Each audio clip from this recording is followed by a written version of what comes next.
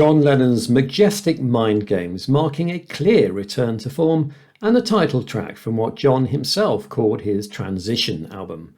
After the critical and commercial disaster of the previous years, sometime in New York City, John was determined to release more mainstream material.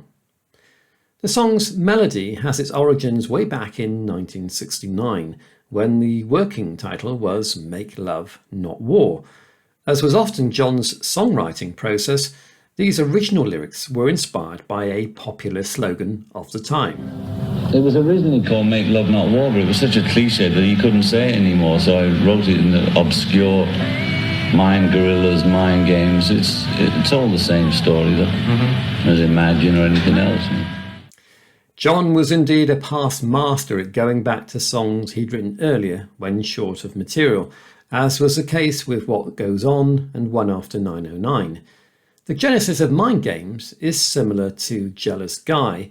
Both share arresting melodies, but the original lyrics, On the Road to Rishikesh in the case of Jealous Guy, didn't quite do the song justice.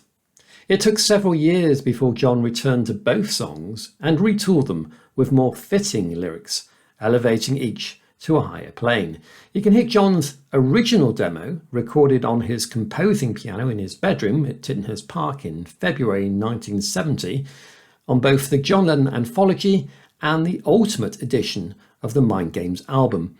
I would urge you, though, to seek out the excellent Evolution version, where you can marvel at the song's development from this first demo in John's bedroom right through to the final 16-track master. Make love, not war.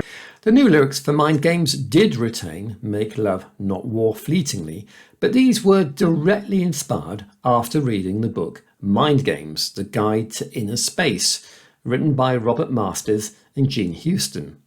The book explored the tapping of mental potential to effect global change.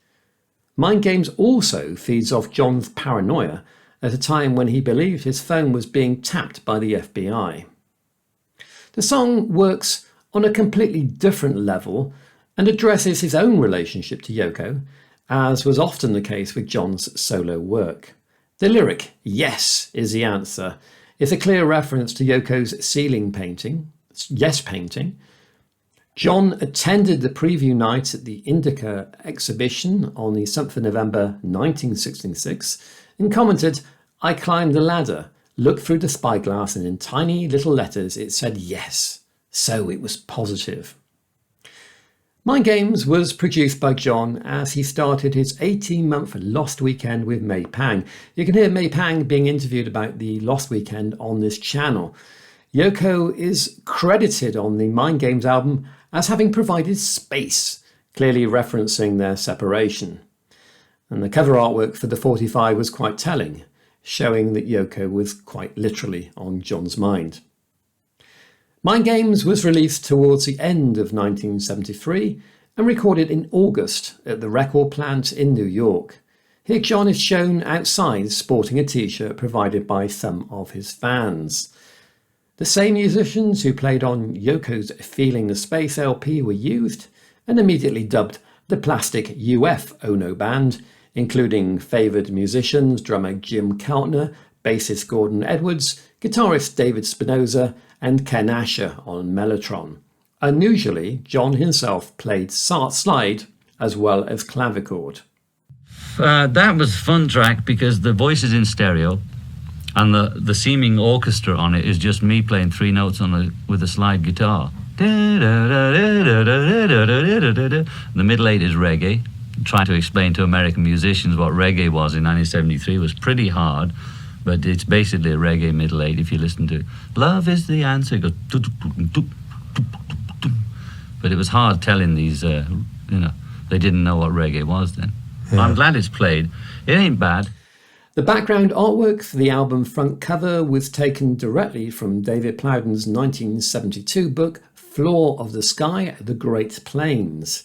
John superimposed images of him walking away from a resting, almost Buddha-like Yoko.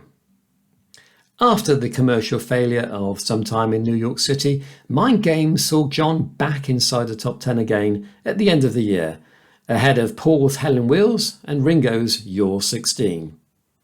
Personally, I prefer John's more considered emotional work to his political protest songs, and I put Mind Games right up there amongst the very best of his solo output. Thank God he changed those original lyrics. It's a nice track, though. I always like the sound of the track. In a way, it was kind of trying to express whatever we were saying in the 60s, all of us, not me or me and Yoko, but all of us, about love and peace. Again, without saying the words love and peace.